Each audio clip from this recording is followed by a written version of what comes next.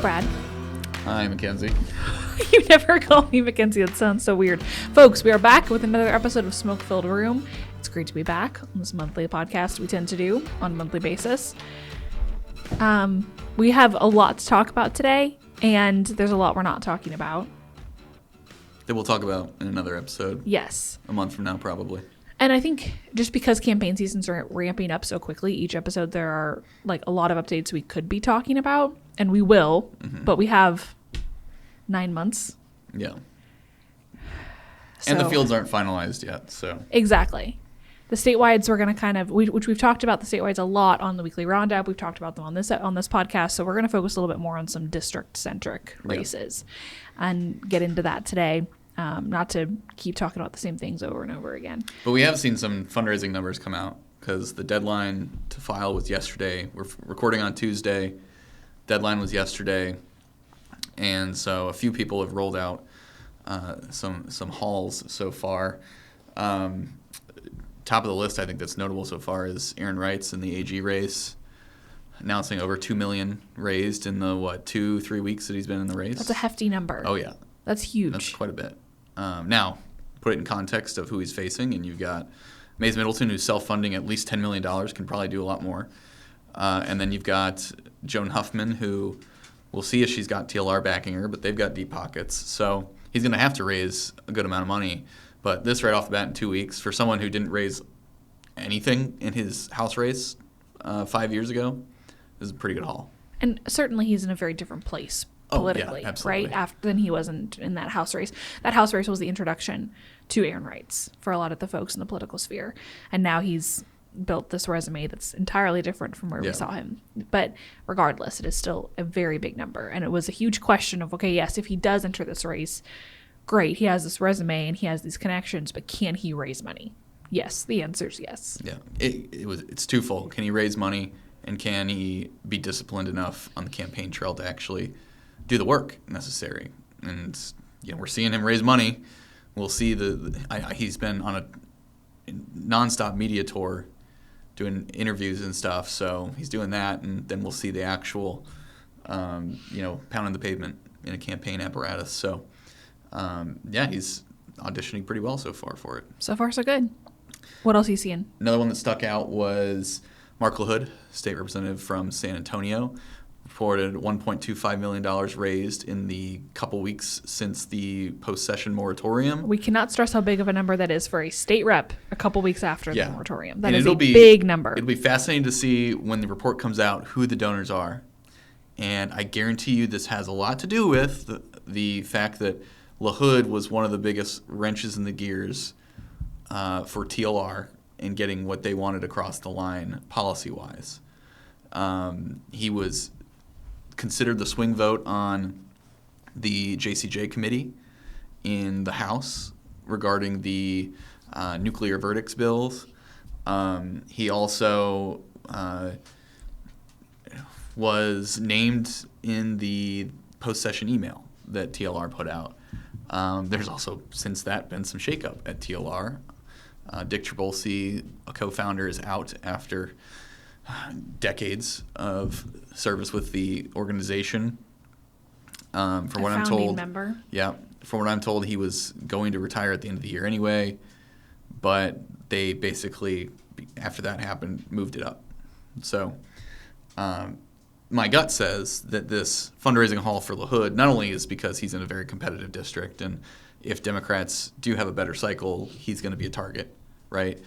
But also that he's probably being backed by the trial lawyers significantly because he stuck with them and did not, fold the TLR during the legislative session. I'm curious how many donors makes up the majority of that chunk, right? Yeah. Yeah, good question. I don't think it was in the press release, but I don't know. Yeah. So that stuck out. And then one more that I got today, I'm sure we'll get a lot more between now and when this releases, but Cheryl Bean raised $110K in her primary campaign so far for HD 94. That's the Tinderholt seat. That's not as awe-striking as LaHood, but it's a good amount of money. It's a good number. Yeah, especially for being in the race for a few weeks, right? So we're going to see a lot more of this. We'll have a spreadsheet that lists out all the fundraising numbers, but and then comes the diving into who's donating to who, all the side PACs, all this stuff. It'll be very interesting to see, but that's just kind of the initial push that we've seen so far. Of course, we're recording a little bit earlier this week just because it is a holiday week and there's a lot of records we have to get done. So we will be reporting on these as they come out. Make sure to follow Brad on Twitter if you aren't. If you aren't, you're behind. And I guess we should mention that this might be your last SFR for a little while. Yeah, I don't know why. Because you're getting fired. I just kind of wasn't feeling like it. We've been meaning to have this conversation. Yeah. Your performance is lacking, and therefore you're getting the boot. Yeah, I just, like I said, just wasn't feeling like it, and I think it's that's really what should dictate a work day. You know, is like, I'm just not feeling it today. You did say you were getting some senioritis. I kind of am, yeah. So, my due date is July 20th, which is coming very soon. And of course, the special session starts the day after my due date. I've already told the team. Horrible time. I'm going to need updates if baby girl decides to make her arrival before special session starts, which Lord willing, she will, but TBD. So while I am out on maternity leave for a little while, Brad will have a different programming for SFR, so stay tuned for that. It's going to be fun. And obviously not as fun as when I'm here, but it will be fun regardless. Yeah, maybe I'll just put Winston up here in the chair and I'll talk to him. It's basically the same thing. Yeah. Winston Winston is here making himself quite known. I will note that he is laying next to me and not to you right now. That's true. That is true. Yeah. So, folks, stay tuned for that. Brad will be at the helm, making it all happen on SFR and otherwise at the Texan while I'm gone. Hopefully. How do you feel about that? How are you doing with the impending situation? Oh, I'm very bitter towards you for this. Yeah, it's going to be horrible. And the ship might burn down, you know. We'll just have a Viking funeral for the Texans. See, nothing's going to burn down. I just think you're going to be in an even worse mood than usual while I'm out because y'all are a finely tuned machine here and will be absolutely fine without me. But I'm praying for the other people in the office while I'm gone. Specifically, while you're at the helm. Yeah, we'll be fine. It'll be fun. Maybe not so much for me every minute of the day, but I'll ask Rob occasionally how much stomping was there through the office today. How much stomping did Brad? I don't stomp through Brad, the you office. are so unaware of yourself. You stomp so much. You What stomp. are you talking about? Yesterday you were like, I'm not moody, and I was like, oh my gosh, we have. Okay, the picture you're illustrating here is me throwing a tantrum through the office like a child. That does not happen. No. Oh my gosh. All right, let's move on. I'm done with this conversation. You're going to be great. It's going to be awesome. And Brad, thank you for holding down the fort while I'm gone. Finally threw that in there. I really appreciate it.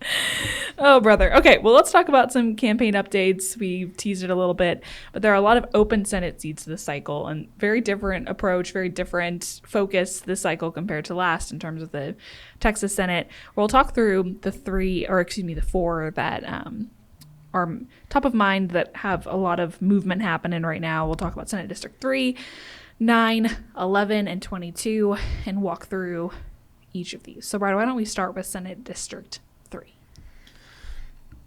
I guess we're going in numerical order then. Okay. So SD3 is the Robert Nichols seat. He announced as of this, where we're recording last week, Robert Nichols announced his retirement. This was something that had been talked about for a while. It wasn't a surprise, I would say, although it wasn't a foregone conclusion that he was retiring. There was a chance he decided to come back for another term. But when he announced, to your point, it wasn't like, oh, that's so surprising. No. He was one of two candidates that we've heard of potentially just flat out retiring for a while now. And we'll talk about the other one in a minute. But Robert Nichols, been in the Senate for a long time. He actually came in the same class as Dan Patrick in the Senate way back when. That's interesting for many reasons. Yeah. Nichols was, he considered more moderate. When Mark Jones puts out the rankings, he was consistently the most moderate of the Republican caucus. Rural Republican, kind of a throwback senator, and he differed from his party on various policies like taxpayer fund lobbying, how far the ban should extend on that. Did he vote against the school choice bill? I actually don't remember. Let me check. Yeah, check for that for me. But he just is a different kind of Republican, and clearly he also voted to convict Ken Paxton in the trial. But on like a select few articles. On some of the articles, yes. Not on all of them. But no one did. Yeah, so he decided to hang it up, and there was already a candidate in the race when he did. There was someone that jumped in to challenge him specifically. That's Rhonda Ward. She's an SREC member from the Senate district, from SD3. She's been running for a couple months now, and she rolled out some endorsements of late. Reps Joanne Schaffner and Mitch Little, and then also David Covey, who challenger to Dade Phelan. He lost narrowly by less than 400 votes, and she's clearly taking the more grassroots conservative lane, I would say, and getting a lot of that support so far. But the race is still wide open. Just after Robert Nichols announced his retirement, we had someone we expected to jump in the race had Nichols retired, actually did, and that was Representative Trent Ashby, longtime rep from Lufkin, and he basically announced as hoping to continue generally the way Nichols has represented that area, focus on local services, public education, that kind of thing. So that is something that was not surprising either. And I haven't heard of any other names to jump in yet into that race. That one's been kind of quiet. I had heard David Covey's name suggested. Obviously, he's not doing that. He's backing Rhonda Ward. And that one I think is pretty wide open for now. Dan Patrick hasn't made an endorsement. Who knows what they're going to do? But yeah, there's SD3. And Nichols voted against the education savings accounts. Okay, so I thought so. Yeah. That could be a lot more competitive of a race than we're typically used to in these Senate districts. Maybe not, but who knows? And I think it is notable because we'll go through the others, and a lot of the chips have already fallen in terms of endorsements, and Dan Patrick, at least of the course, biggest being endorsement, the heavy hitter in those races. This one is one where that is not the case, and that could play a huge role in the potential for other candidates to enter or where money might be funneled. So we'll keep an eye on that for sure. But this could be a very interesting race if more folks choose to enter. Yep. And even if they don't, it's still a very interesting one regardless, with two candidates that are very interesting. Politically different. Should we move on to Senate District 9? Yes. This one was... Actually, I'm going to skip it. I'm going to go to SD11 real quick, because that's less exciting so far. So SD11, we've had a candidate in the race for a while, Dennis Paul. He is a state rep from Houston. I think he announced in late April. Whenever Mays Middleton announced a run for AG, Paul jumped in. Interestingly enough, he announced, and we'll get to this in a minute, he announced with Alan Blakemore as his consultant. Blakemore, of course, is Lieutenant Governor Patrick's consultant. Then there's the fact that Greg Bonin, who had been running techs in SD11, but outside his House district, touting his leadership on the budget and school choice and whatever and whatnot. Bonin decided not to run, at least so far. He could always jump in. the Senate race, but he announced for re-election to his House seat. That was the name I was watching for another challenger against Paul. Briscoe Cain was eyeing the seat, and however the conversations went, they didn't go his way, and he has since announced for re-election. Small note on Briscoe, kind of the inside baseball competition between consultants that we see. Briscoe switched his consultant from Jordan Berry to Elliot Griffin.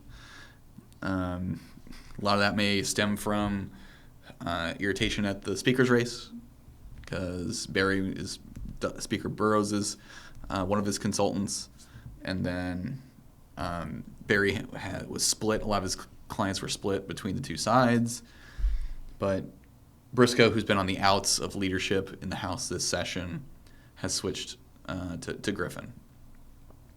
So that district's more straightforward. Less straightforward are the remaining two, I'd say. Particularly after when Paul announced and had the Patrick endorsement, it was like, okay. And it was instant. It was instant. Right? This was very coordinated, which is how this works, especially in the Senate races. Dan Patrick has usually a very heavy hand in the races, a very heavy hand in which candidates are supported. He's vetting candidates himself. Yes. Conversations are happening behind closed doors, phone calls. Also, like, there's a lot happening. I also think, which we talked about previously, but Dennis Paul being the heir apparent was a very interesting name to have thrown out, especially with the other folks you mentioned.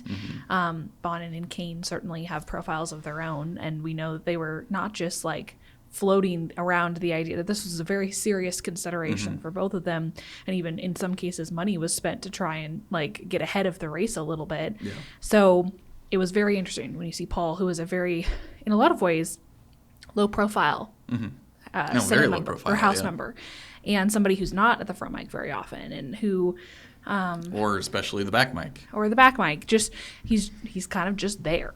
And seeing his name come up for Senate was very interesting. Now, of course, we talked about this before, the lieutenant governor certainly wants folks in his chamber who are members of his party who align with his agenda, and Paul could certainly be a candidate who falls very specifically in line with that. So, well, and then you look at Briscoe, and he's totally different got animal. A maverick streak, you for know? sure. Like, if he'll get a wild hair and want to blow something up. The amount of, if you watch him on the floor, the amount of suggestions he's making or points of order he's handing to people, you can see it. Like he's very well schooled. Now, of course, the parliamentary stuff doesn't matter as much in the Senate, right? But there's still, with that streak, other ways to do different things that could and potentially irk the lieutenant governor. That's not to say Cain, if he had made the Senate, would have just gone in and been a thorn in Patrick's side. There's just a higher chance of it than with Dennis Paul.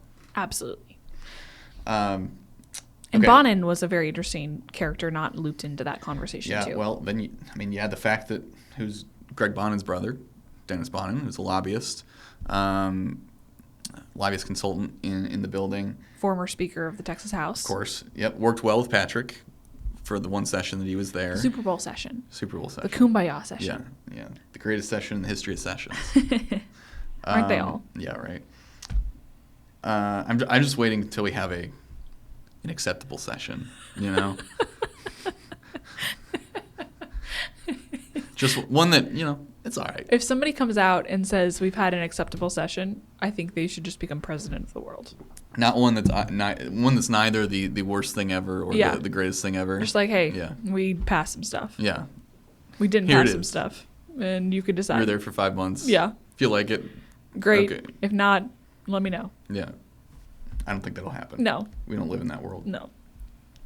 Let's do SC22 before we hit 9, which is going to be a much longer conversation, I think. Do it. I did put them in numerical order. You can obviously do whatever you want. SC22, we alluded to the other long-rumored retirement in the Senate, and that's Brian Birdwell, Republican from Granbury.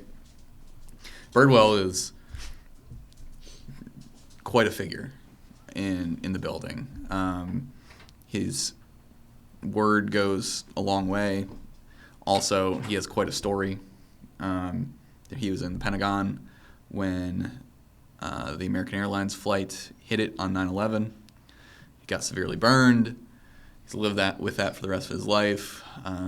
He then became statesman and passed a lot of stuff, but also made some interesting stands. Like, first and foremost, I'd say the SB4 stand he took in the special session in 23, and he was the border security chair, and he spoke against the bill that eventually passed, I believe, creating a penalty for illegal entry into the United States from a foreign nation.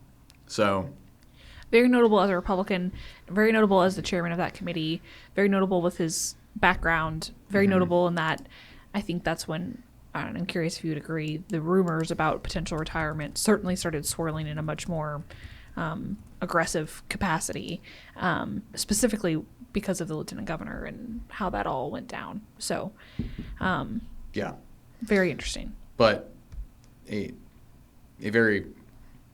there's a lot of respect for Birdwell in that building, and as there is Nichols, and two kind of pillars of the institution are going to be leaving, and that happens, right? Like, people have to retire at some point, and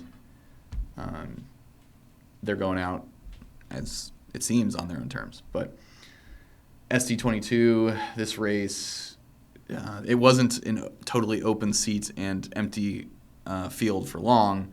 We saw David Cook, Republican from Mansfield, also notably, who ran for Speaker. He jumped in the race shortly after Birdwell announced his retirement. In a very competitive Speaker's race, mind you. This is not just some random candidate who ran like we've seen in previous cycles. This was a contentious, open Speaker race. We've talked about it. Go back. The most competitive we've seen ever, probably. It's first floor vote we've had for a Speaker, at least competitive floor vote, where we didn't know the result multiple going ballots, in. Yeah, the whole thing. Yep. So caucus endorsement that at the time went entirely to Cook and not to, which, I mean, there's debate about how that all went down, right? That's half the battle, is like, okay, was this a legitimate vote or not? But the Republican caucus vote is what Cook ended up securing. Yep. That, of course, was after a chunk of them left, all this. Regardless, Cook, he had a pretty good session, it seemed, despite being the head of the opposition for the Speaker who won. He got I think it was a chairmanship of a subcommittee. Yeah. There's a lot of playing nice after. And, he wasn't causing problems. He was heavily involved in the bail reform discussions. So he had a good session. Didn't cause a ruckus. No. And anyway, he has been eyeing this seat for a while. Like, if I'm David Cook and I see a potential opening in the Senate district that I would like, and an opportunity to get my name out there more is to run for Speaker, and heck, if I win it, I win it, He came close, but he didn't, and so now, the plan for him now is to run for Senate, and not only did that give him a leg up in terms of name ID, give him a leg up with the lieutenant governor, because he was the one that was opposing the Speaker candidate that the lieutenant governor was then opposing. And first, Phelan, when Cook announced Phelan was in the race, when Cook won the caucus, not the caucus, the barbecue meeting, the reform group nomination. Yes. Phelan was still in the race, and so not only was Cook opposition to Burrows, who of course now has a good relationship with Patrick. It all turned out fine for them between the two of the big three there. Cook was the guy that was there opposing and on Patrick's side of this fight, right? So I'm sure that helped him. And Patrick never named Cook. He just said, "I'm supporting the person who received these qualifications." Well, he eventually named Cook. Took a long time. In the immediate aftermath of the caucus brouhaha, he did not specifically name Cook. Or maybe it was, I don't know, it all runs together. Regardless, he eventually did name Cook, and Burrows won. But anyway, Cook is now running for SD22. And he's been eyeing the Senate for, a long time, yeah, even before he was a House member. Yep. And he announced with, guess who as his consultant? Maybe Blakemore? Alan Blakemore. Oh, interesting. Yeah. So I mentioned Briscoe Cain switching consultants. Well, this is a consultant switch too, because Cook had Murphy Nasca as his consultant before he ran for speaker. Just before he jumped into the speaker's race, he dropped Murphy Nasca and hired Griffin Communications.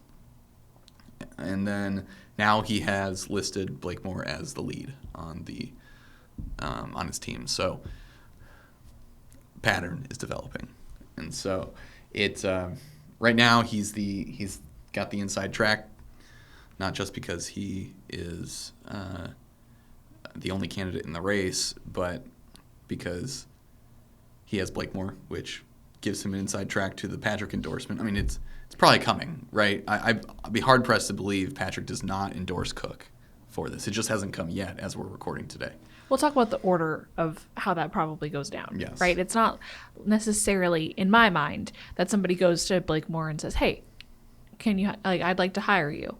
And it's not run by the lieutenant governor. It's not a coordinated effort. Like, in my mind, that is step 3 is the actual final hiring of Blakemore. It's a coordinated effort, and certainly Blakemore's number one client is the lieutenant governor, and that is who he is concerned with being in line with, not the other way around.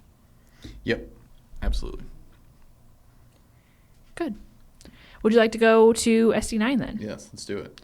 Let's talk Tarrant County. This was quite a string of events. Why could you possibly say that, Bradley? Everything else was pretty straightforward that we just talked about, but this was not at all. And so we saw, first of all, what happened was initially Kelly Hancock resigned from the Senate, went to the comptroller's office, became the chief clerk, then announced his run for comptroller in 2026. Itself a whole ball of constitutional question wax. Even though people still are asking questions. Right. On paper. And maybe there's a lawsuit filed. There could be. Totally. I can see that. But on paper, it was supposed to have solved all these constitutional questions. Right. So we had Hancock drop out. Then there was like a few days of who's going to jump in. We haven't seen anybody. We knew Nate Schatzline was eyeing it. In fact, he told me that he was considering it a couple weeks before Hancock actually did the thing. A state house member from the yes. area. So he was kind of seen as the front runner for this, and it's kind of his to lose, right? Looking at the list of House members, you had Gio Capriglione. Now I'm blanking on all of them that I was thinking about for this, but regardless, Schatzline was the most obvious. And vocal. He did jump in after a lengthy weekend where everyone was wondering what the heck's going to happen. He jumped in, got a bunch of endorsements, and then a day or two later dropped out. Very strange. The reason, though, was not that strange because Lee Wamsgams jumped in. She's the head of Patriot Mobile and that PAC that they have run up in Tarrant County specifically, not just Tarrant County, but that's where they've been the most active. Deep-pocketed, very active, conservative activist. When she announced, she had Blakemore as her consultant, as the point of contact on the press release. Immediately after that, Dan Patrick endorses her. So now it's just Wamsgans in the race, and at least on the Republican side. Tim O'Hare did consider running in this race before Schatzline even jumped in. The Tarrant County judge, Tarrant the County executive judge. of the county. Yes. He eventually decided not to, and then Schatzline jumped in formally. But now that Wamsgans is the candidate chosen by Patrick. We're waiting to see specifically what does Abbott do, because this is a seat formerly held by a huge Abbott ally in Hancock. When Hancock announced for comptroller, Abbott came out immediately and endorsed him. That not only has something to do with how much he likes Hancock, but how much he hates Don Huffines, who's also running for comptroller. So his statement was unreal. Yeah. In that, where he was essentially saying, Hancock has, or how did it go? I forget. I'm gonna butcher it, but essentially saying like he wants to support candidates who win races. Yeah, he wants a Republican who hasn't lost to Democrat before. Immediately, I mean, that is a reference to Don Huffines, who was one of 2 Senate seats, including our founder, Connie Burton, that in the veto wave of 2018 lost their seats in those kind of suburban, urban areas. Yeah. So what does Abbott do here? Does he back a different candidate? And, of course, this is all happening within the context of this massive fight over the THC bill between Patrick and Abbott. And they are going to war on this, at least rhetorically so far. But that can turn into campaign fights. And this is a great candidate for that, because this is a seat that was held by such a staunch Abbott ally and at times opponent of Dan Patrick in the Senate. I mean, Kelly Hancock got put in timeout after the repricing fight in 2021. So, electricity repricing after the ERCOT grid collapse. The big freeze. Yeah. So, question is, what happens there? Now, Abbott could also find an ally in a different district. Oh, of course. Right. Yeah. But Hancock it's symbolic, right? Yes, exactly. Yeah. So, there's 2 names to watch that I'm hearing. Both would be vying for the Abbott support. That's Armin Mazzani, mayor of Keller. He put out a tweet saying he's considering it. John Huffman, former mayor of Southlake, he also ran in the CD26 race that Brandon Gill won. I think it's 26. I think you're right, yes. And he finished, I think, 3rd or 4th. I can't remember. But those 2 are considering it behind the 26. scenes. And, we'll see if either of them jump in. It's notable that those 2 are really good friends and have a history together, both being neighbors next to each other. So I would assume that by the time this goes out, we'll have an answer on which one of them is going to jump in, if either of them. But either of those candidates would be, neither of them is a pushover for this seat. It would not be an easy race for Wamsgans, and especially if one of them has Abbott's support. Or both of them. Maybe he backs both of them. I don't know. The other wrinkle to this seat, though, is the special election is November 4th. And that will be a jungle primary, basically. There's no Democratic primary and Republican primary. It's everybody together. And so you'll still have the top 2 candidates go to a runoff, but there is a Democrat in the race. Taylor Remmett, he's a union guy in town. He announced a week ago, shortly, I think before Hancock dropped out. The district went 55-45 for Ted Cruz. I think our TPI is like low 60s. Yeah. So that's enough. For Republicans. I mean, that's a Republican. It's a guaranteed Republican seat in a regular general election. But if you have a special election that can throw the math off, right? Depending on which voter base is more motivated to turn out. And, we've seen some weird stuff happen in special elections, most of them elsewhere in the country. But you can have a Democrat win a Republican seat We've seen more in Texas Republicans winning in special elections in seats that they're not expected to. That's been more prevalent, but it is not impossible for a Democrat to have the same outcome. Well, an example of the flip side was Mayra Flores winning that congressional seat before redistricting that was a Democratic seat. She won that in the special election. The first Republican Elon Musk ever voted for. Yep, but then lost in the 2022 election to Vicente Gonzalez after the redistricting. So it can happen.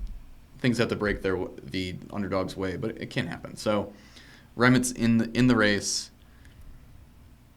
That 45% though for Allred against Cruz, that is a sizable enough contingent to get Remit to the runoff. And so if you've got Wamsgans, Mazzani, and Huffman in, it is very likely that you have Remit in as one of the two runoff candidates. And then who the heck knows how that turns out in the special election. Obviously, you give the better chances to the Republican, but that's what's at stake here. And maybe Remit flames out as a candidate. That's certainly possible, but there's no guarantee that happens. And so Mazzani and Huffman, they don't have to. They can both run if they want. But from a Republican perspective, it's probably better that there's only two Republicans in the race.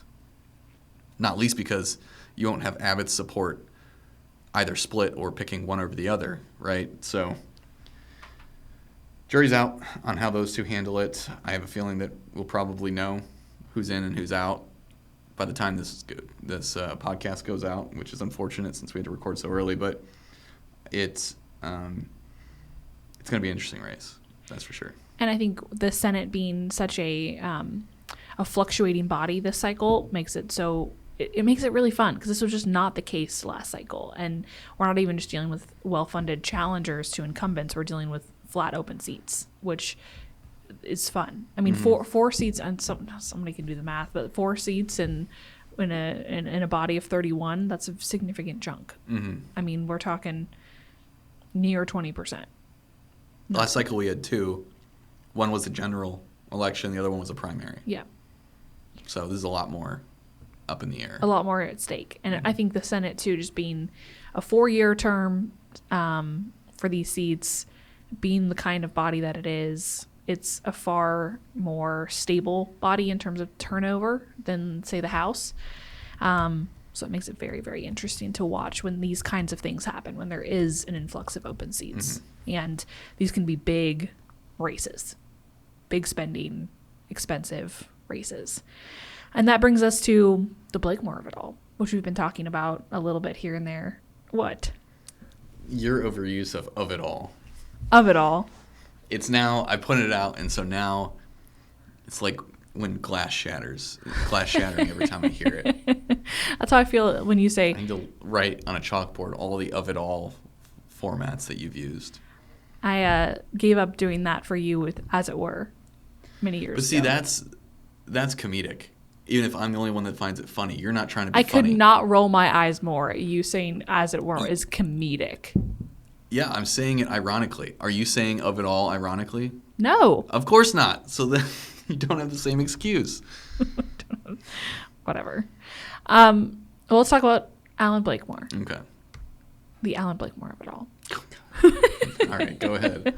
Obviously, he is Dan Patrick's right hand. He's the person making a lot of these things happen behind the scenes. When you spoke about that general election race last cycle that was so heated for the Senate seat, we're talking about Adam Hinojosa, who it was a Hinojosa versus La Mantilla, Democrat versus Republican, in a seat that certainly was eyed by everyone. It was a big money race.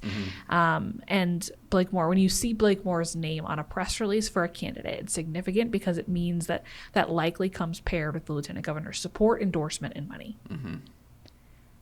And he's on the press releases, and he is the consultant for many of these candidates already in these open seats for the Texas Senate. Well, also with Hinojosa, also note that Brent Hagenbu, the other open Senate seat there last cycle, had Blakemore as well as his consultant. Which was a rare instance, at least in these days, where we saw a divide between the lieutenant governor and a lot of the Republican activists in the state. That was we were at the convention, the Republican Party of Texas convention, and I think he went to what district is that? Why can't I remember? 30.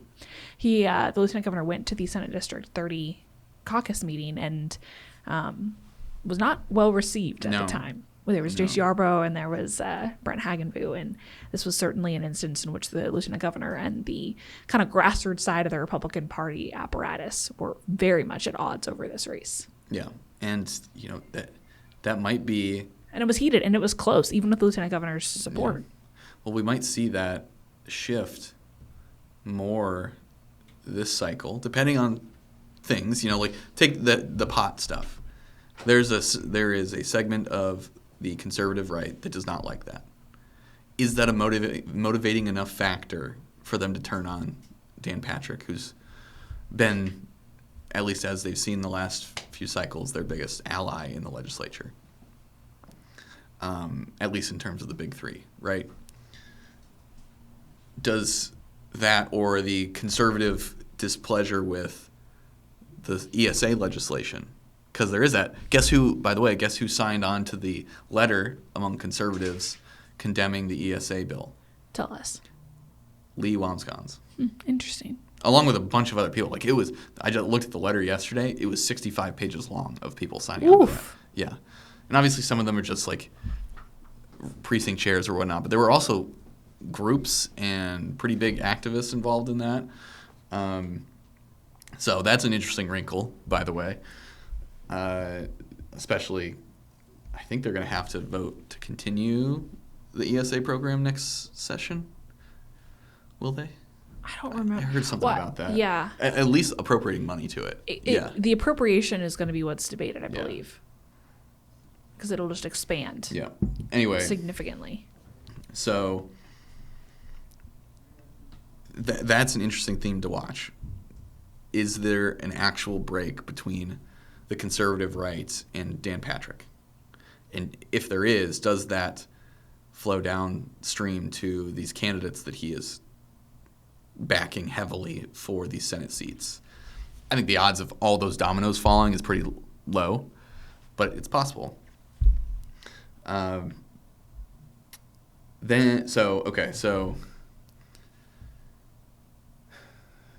Blakemore has had the 2 open seats last cycle. This cycle, we already went through who of the declared candidates that has him as their consultant this time. Wamsgans, Paul, and Cook. We've seen consultant switches.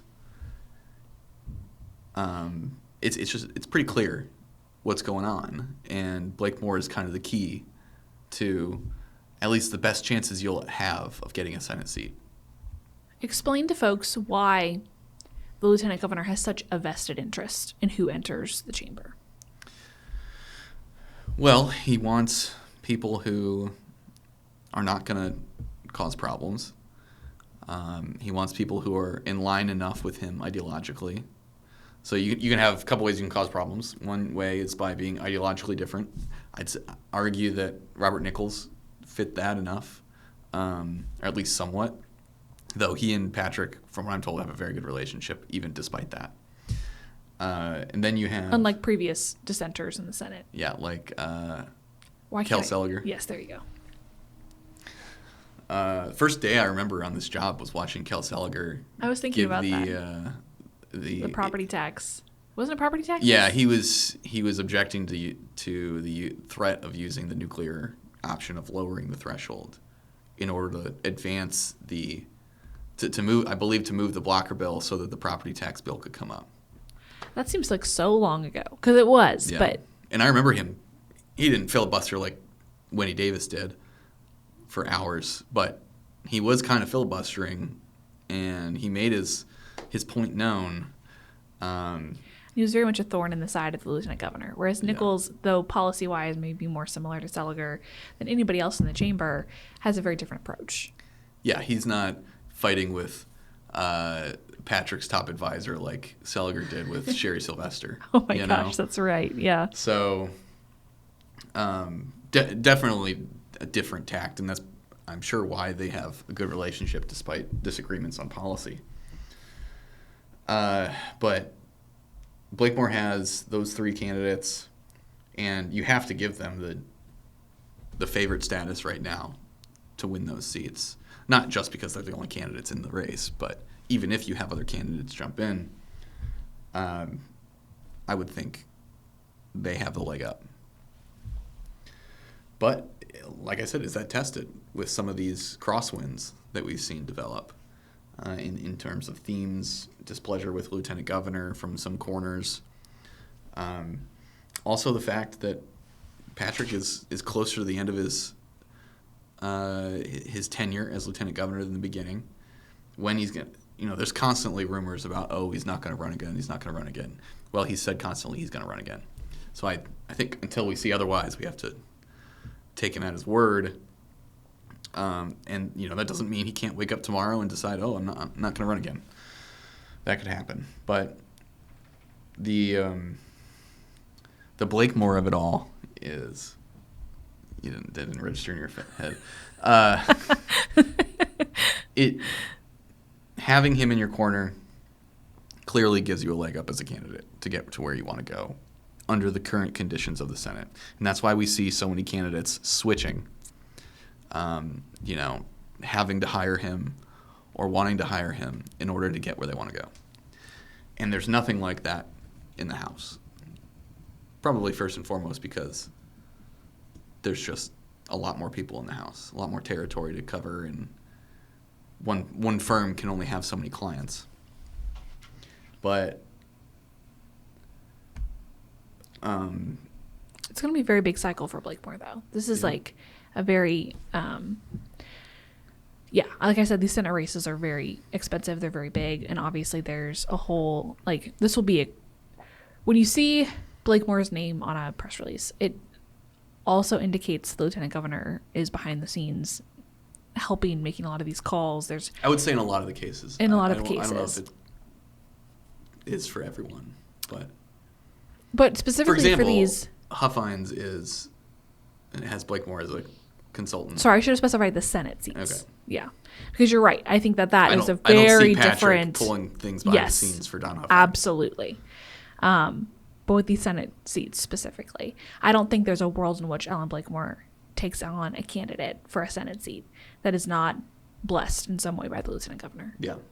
Well, he also has Joan Huffman, who is running for AG. Based on my count from pulling press release, finance reports, Blakemore has at least 9 of the 20 Republicans. And if you add those next 3, that's 12. That is almost a supermajority of the body in terms of the Republican caucus. So that's a lot of influence, a lot of power. It's just impossible to ignore. And then you add the fact that Blakemore has a lot of lobby clients as well. There's always accusations left and right behind the scenes on that stuff. But yeah, it's a fascinating twist. Absolutely. And something we'll keep our eyes on for the entirety of the primary and general cycle. Okay, should we move on to vetoes? Yeah, I'd appreciate it if you talk for a bit, because since you did do the veto tracker, but also my voice is dying, so yes, over to you. Absolutely. Okay, well, and I should have said, you're going to make the pregnant lady talk? That's what I should have said. Let's talk vetoes. So obviously we have a veto tracker up on the website. It's really helpful in kind of distilling down what each veto looks like, who the authors of each bill are in the House and the Senate, the co-authors, the sponsors, etc. It's really helpful in bringing all that down. And most notably, we include the governor's reasoning behind each veto, the statement he includes, which is always very interesting to see the different approaches taken in explaining why he axes a piece of legislation. So go check that out at thetexan.news. But I think what was specifically notable is that we had until the deadline, the veto deadline, we had 2 vetoes from the governor and ended with a couple dozen. So we were waiting. We knew they were coming, but it really was a question of, okay, what will be on the list, and will SB 3, will the THC ban be on that list that the lieutenant governor has so forcefully backed for many months. And it was an issue that at the very beginning of the session, when the lieutenant governor did come forward with his priorities, was like not shocking, but very surprising that this was so top of mind for the lieutenant governor and that had such a low bill number in the Senate. I mean, behind like school choice and the budget, it was the THC ban. Like SB1, the budget, SB2, ESAs, SB3, THC ban. And it came out of nowhere. It came out of, yes, it was very surprising. So watching all of this go down and watching the governor issue these vetoes quite literally at like 11:30 p.m. was super interesting and very notable. And it did indicate a little bit of where this special session would go. And immediately following midnight, we got a special session issuance from the governor. So we immediately had information as to what would be on the call. But I think, it would be remiss of us not to start with SB3 and talk through that. And Brad, you weren't here when we talked about the press conference between the lieutenant governor. I watched it. That was spicy. It was spicy. You were out golfing, hopefully.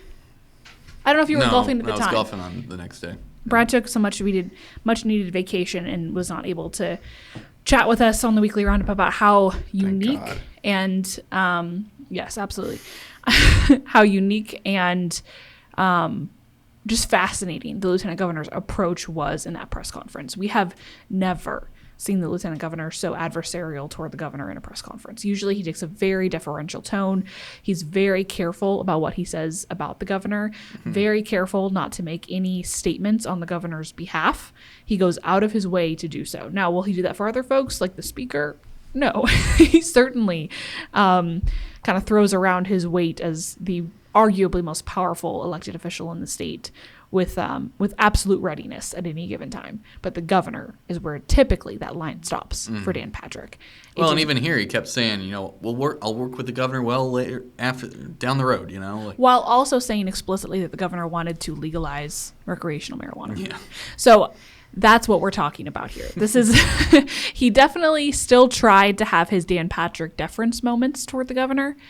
How well that played out, it did not play out. I don't think that landed well with Yule Governor Abbott. I'm thinking you're right. And it wasn't even that those moments of deference came after 10 minutes. I'd say about 10 minutes of very ardent argument as to why this veto was disappointing. The lieutenant governor is obviously very emotional about this issue. And so he is convicted on it. These only deferential moments that you're talking about came after a lot of minutes of him lambasting the governor over this decision. So, yes, but also no. A big fat no. Absolutely not.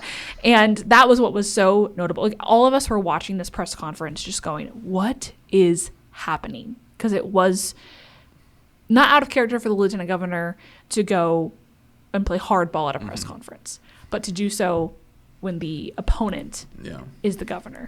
And I think he'd argue with my term opponent if he... On this, he's an opponent. Yep, absolutely. On this, he's an opponent. But Example that's A where being them taking pot shots on Twitter at each other. But that's where those moments of deference still come in, right? Where I think he would be like, oh. Yeah. And leading up to that, I think it is notable, too, that the governor was very, very quiet on this issue. He was like, I have thousands of bills on my desk I need to make decisions on. I'm not going to talk about SB3. And that alone was indicative to me of something not so good for this bill. Also, the lieutenant governor leading up to this was asked repeatedly about his thoughts on where the governor would be on the THC ban.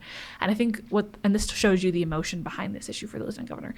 He said something along the lines of, I trust the governor's heart is in the right place. That was the language he used. He said, I'm not worried about the governor, and I trust that. Which is, that language alone is very interesting. In the press conference, the part that made me, so I was watching this on the back deck of the house I was staying at with a beautiful lake in front of me, and for some reason I decided to disrupt that and watch this. Had a margarita in hand, but I'm glad I did because it was something. It was wild. And it's kind of one of those things too you don't want to watch in hindsight, you want to watch it live. Yes, absolutely. But the part that made me go, oh crap, was when he said he disclosed, according to him, conversations that he and the governor had where the governor told him, don't worry about the bill. And then, according to Patrick, went back on whatever that meant as a word. We've never seen that happen between these two before. Yeah. So, oh boy. They are hopping mad at one another. I think that's an understatement. Which I also think it's worth noting that there have been, I'm sure, plenty of moments where these two have been at very adversarial odds before. Yeah, they were at odds over power grid stuff. And even like repricing. And was one. not even that compression, homestead exemptions. Yeah. But did that manifest publicly? No. Yeah. What was interesting in this press conference, though, was Patrick mentioned it. He mentioned the homestead exemption of it all.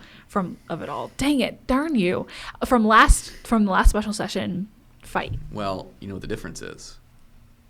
At least as we're to believe right now, Patrick is on his own. Or no, Patrick was on his own back then, taking fire. He could turn the fire at the House. The House passed what Patrick wanted, and the Speaker let it go. And, back when the first press conference happened on this SB3 thing, Charles Perry said that he had conversations with Burrows leading up to the session before Burrows was Speaker, and Burrows said that he was in favor of banning it all. So, perhaps the reason that Patrick is so forthrightly PO'd at Abbott is because he's the obstacle to getting what he wants here.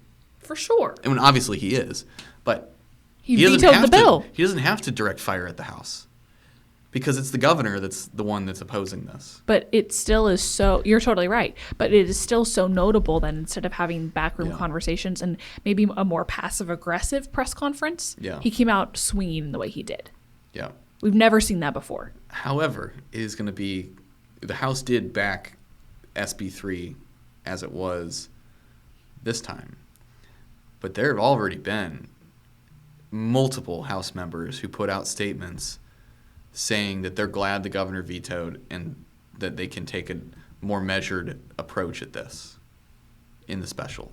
And members who've come out and conservative Republicans. Yes, very conservative Republicans. Yes. And members who've said, I voted for SB3 because I was told by the lieutenant governor that House bills were dead if this did not pass. That was Drew Darby who said that out loud. There were others who said that they got no such threat. The question is, is a direct threat even necessary, or is the possibility of a threat, the insinuation of one, does that do the job for it? I don't know. This is politics, right? Like, they're all leveraging one another, and that's how it goes. I would not be surprised at all if the insinuation was made, if not a direct threat was made on that. But maybe Drew Darby did have that threatened to him, and then other members did not. So, there's no way Dan Patrick called everybody in, the entire House in, and said, all your stuff's dead if you don't pass this. Right. That just didn't happen. Right. He's going to pick and choose his spots, where to apply pressure, where to try and persuade. Who can spread the message?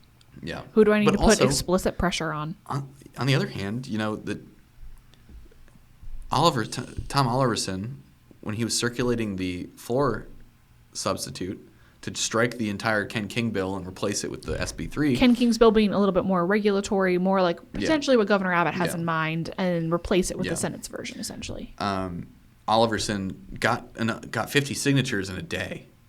He got the majority of the Republican caucus in a day. By far the majority. This thing is very complicated. There's a lot. It depends on who you're talking to at any given moment. And just because all the Republicans voted one way, or not all of them, but almost all of them voted one way, doesn't mean that after month of thought and consideration that they're not going to want a second go at it to try and, in their mind, make it better, whichever way that goes, right? So then you add the court case. The 8th Court of Appeals ruled on the Arkansas law. This was something that Abbott, in his veto declaration, cited.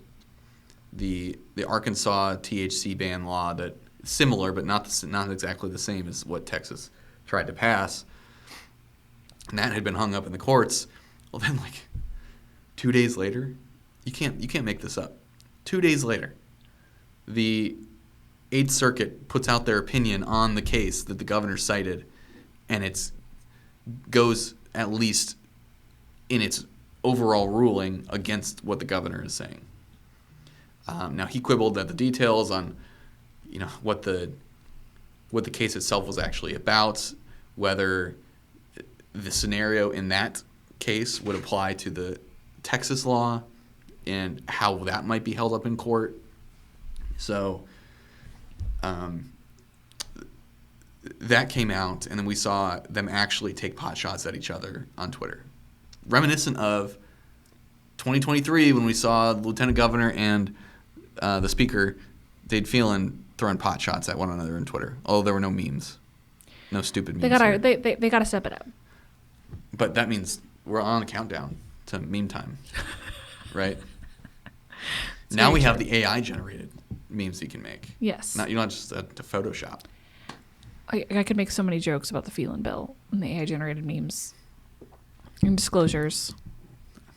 Yeah. I wonder, whenever we come to a resolution on this, if the two do bury the hatchet, if someone's going to make an Abbott and Patrick AI meme of Lady and the Tramp. With the spaghetti? With the spaghetti. And the meatball? Yeah, in the back alley. Who's rolling the meatball? Oh, I don't know. Who's offering over?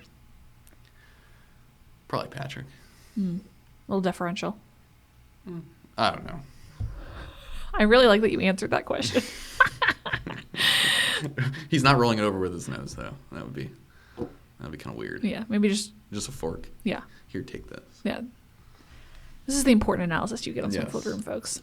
Somebody will make that image. Regardless, I'm very curious to see in this special session, because this did. We'll move on to the special now, because it relates to these vetoes so directly. I'm very curious to see what public messaging is like between these two on this issue, what the governor has in mind, who's tasked with taking this bill through the House, because that's where it will be. That's where the governor will likely push through the portions that he's looking for, right? It will not originate in the Senate. So the House filed version will be very interesting to keep an eye on. Well, then you go back to the specials from last time, and you had when the governor issued his the first special proclamation, and he said, I want only compression. The Senate made a big spectacle of arguing from the dais, Patrick chief among them, that the governor doesn't get to decide what the legislature passes. He can decide a broad category of policy that needs to be addressed. He doesn't get to decide how they address it. And so that's going to be Patrick's argument again. Right. And this is why when you were talking about an SD9 replacement for Hancock, that is top of mind for this. Yeah. This is the kind of utilitarian means we're talking about, and saying the governor wants an ally in the Senate in that way, who could be potentially more loyal to him than the lieutenant governor, and offer amendments or offer direction or just advocate, backroom pressure. Yes, backroom pressure. Advocate for things on the governor's office. Now, it won't matter because special election's not until November. Totally. But if this gets pushed, if nothing happens this session and they come back next session to try and do something on it. But that might be how this works, right? Yeah. That's the use for somebody like Hancock in a situation like this. Would it even matter when there are so many people aligned with the lieutenant governor who want to be on his good side in the Senate? That's a whole other conversation. But at least there is an advocate in the governor's mind in the Senate. Well, and Abbott listed out all these criteria of things he wants or recommends to the body to consider in making a blueprint for this, rather than just a straight prohibition on it. So, where do you think the speaker is on all this? Somewhere between Patrick and Abbott,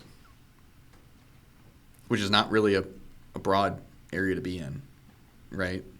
My sense throughout this, and this wasn't based on conversations I had with either with him or his people, he's not, if he was dead set opposed like Dade Phelan is, he's been outspoken on this. If he was dead set opposed to a straight ban, he would have applied that pressure in session. He didn't. And there's a lot of talk about it being SB3 being held hostage and trade bait for HB2, or vice versa. Actually, vice versa is the accusation. I don't see it that way. I think the trade bait for SB3 was the THC, or not, the compassionate use program. And that's the cover that enough House members needed, and probably Senate members too, to vote for this straight ban. Now, get into the policy nitty-gritty. There's all kinds of arguments about the teacup expansion being insufficient, or being too costly in the long run, or it being perfect for what is needed here in this case. Yes, but politically, that was the cover necessary.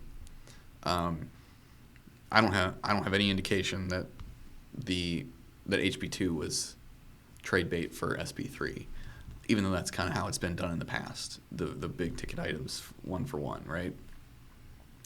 And that tells me that Burroughs is a lot more friendly to the idea than the idea of banning the THC, the hemp stuff, hemp products, than Abbott is, at least in this case. And I don't think Abbott wants, listen, nobody wants the status quo.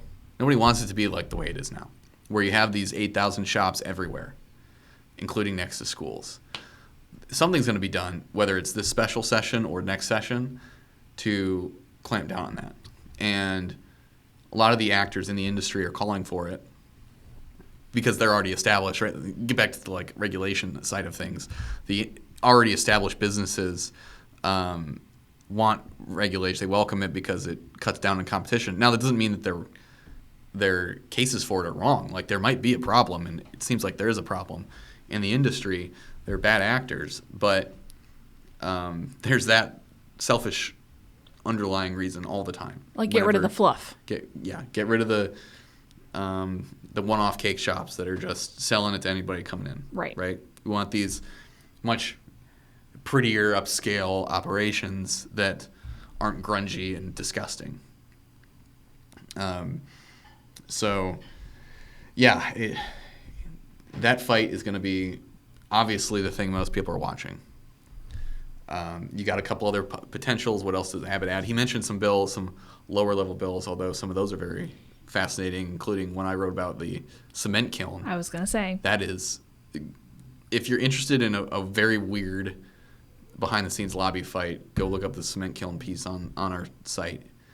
It is just wild. Yeah. It's fascinating. But we're going to see something on that, at least as of what Abbott announced. There's various other lower-level bills. Question is, what else does he add? He hinted to the Harris County GOP at their Lincoln Reagan dinner that he might add a taxpayer-funded lobbying ban. There's calls to add, I forget the number, Mary Elise has covered this a lot, the abortion pill mailing ban from out of state. There's a huge letter circulating with lots of signatures from members. Yep. So those are two of the bigger ones that I've seen. I'm sure we'll see other stuff because that tends to be how it happens. But the biggest two that we're waiting for are the border money allotment from Congress in the bill. I refuse to call it what they're all calling it. It's stupid. But the funding bill that we're waiting to see finally pass, and that includes $13.5 billion, at least as of now, as of what passed the Senate. Senator Cornyn and others managed to secure that in there. Reimbursement to the state. We'll see if we get that tranche, what it is that state leaders want to allot it for, whether it's property tax compression, more infrastructure spending, school finance, or an increase to the ESA allotment. Like, that could happen.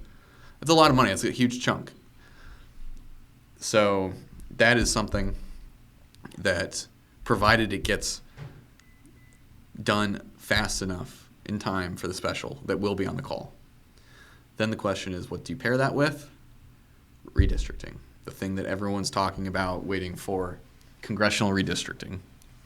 And originally, when I first heard about this, the position of those higher up was that the special is just going to be congressional redistricting and the border money.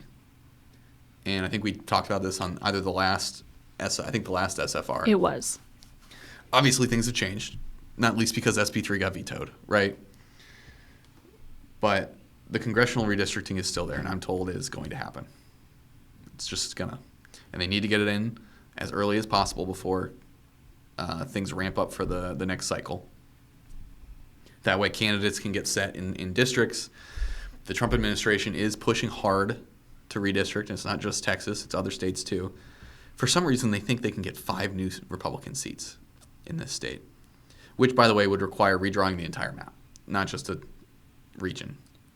I don't see any way they can get 5 new seats. And even if they did get 5 seats in this cycle, that doesn't mean that you can keep them next cycle, because what you would have to do, rather than have a lot of really heavy Republican districts, is make a bunch of purple districts.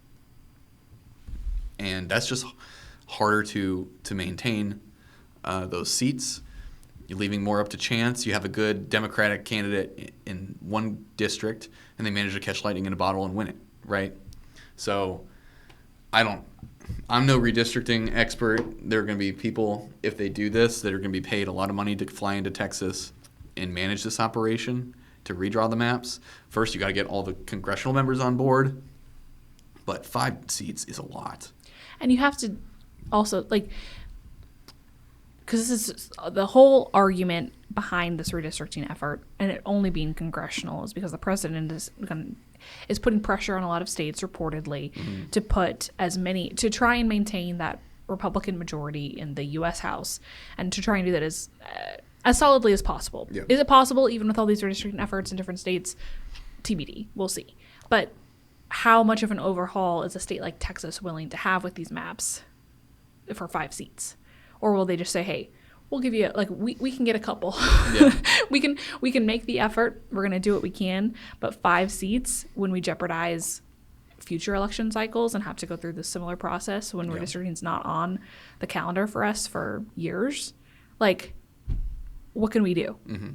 I'll be very curious to see how aggressive of an approach they'll take in this. Yeah. Well, and I'll mention again, whenever we talk about this, that there's nothing in the Constitution that says you cannot do mid-decade redistricting. You can do it whenever you want. You just have to do it the first session after the census is issued. So you have to do it at least once a decade, but you can do it whenever you want.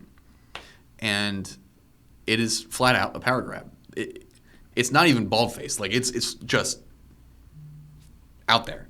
You're not hiding it at all when you do this. Which is why there's been so much discussion about this border funding, this border money being part of this call, so that Democrats don't flee the state and deal with another quorum bust. Yes. Because they've shown that they're willing to do it previously, and this is an issue that even more so than that election integrity bill that came through the legislature a couple years ago would cause them to flee. Well, someone to watch in this is Jolanda Jones. She's on the redistricting committee in the House. She's also running for Congress. So, the Senate can do what the Senate wants. Unless all the Democrats leave, I don't think they can keep a quorum from happening. Whereas in the House, you only have to have 50 leave, right? In the House, the redistricting committee chaired by Cody Vasut is going to be a center of intrigue for this. And someone on that committee is Jolanda Jones, who's running for Congress. There's an incentive there to give her a very favorable district for herself to run for Congress in that Sylvester Turner seat in exchange for her vote, which then gives them bipartisan maps. Can they? Which if she votes with Republicans on this, that comes at a cost to her, despite her getting potentially exactly what she needs and what she wants from a vote like that. Yeah, because then she might go to, if she wins, she'll go to D.C. to a caucus that presumably just lost a couple seats because she voted, partially because she voted for it. At what cost? Yep. So then you also add all these border Democrats and that are in Trump districts. And a couple that are, of course, rumored to want flipping. to switch parties. Yeah. So, there are a number of potential candidates for Democrats who are just not going to leave the state, just not going to do it. We saw some last time who just didn't do it. Ryan Guillen was one. Well, guess what? He flipped parties. He's also eyeing a congressional district this time around, right now 28, but who knows once the lines are redrawn. So Republicans have to figure out a way to keep enough Democrats in town. And one of the ways is to just do congressional. The other one is this border money. I think it's pretty straightforward. Yeah. Just a question, does it work? Yes. Does it work? Is it enough of a cherry? Is it enough of a carrot? Yes. To keep them in town? Well, Bradley, we could have waxed eloquence about this for a hot minute. Any other final thoughts? This wasn't a hot minute? What constitutes a hot minute? It goes either way. I'm very inconsistent with it. Okay. Yeah. Sometimes I'm saying it's a hot minute. Like, it'll take me a hot minute, meaning it'll take a while. And sometimes when I say, man, that was a hot minute, I'm meaning that it's quick. You need to figure out definitions of the words that you say. Yeah, I'm kind of just having fun with it, though. I don't really want to. God knows if I said as much nonsense as you did on the podcast that I would get some angry emails. I don't know. I get my fair share. Okay. Whatever you say. No one's going to yell at the pregnant woman. That hasn't stopped some people, I'll say that. Well, folks, thank you so much for listening. We appreciate you tuning in to Smoke Filled Room. It's always fun for us. If you have questions for us, ping us on Twitter, ping us at editor@thetexan.news. We'll do our best to answer your questions on a future episode. And now you're peacing out. Probably, yeah. For 3 months. Yeah. Have fun, Bradley. So much fun. So much fun. Watch baby girl decide she's going to stick around for a hot minute, and I'll be back on the next episode. Oh, so now a hot minute is longer? Yes. Okay. Yeah. Can't keep track of this. Neither can I. Dang yous. Folks, thanks for listening, and Brad, at the very least, we'll catch you next time.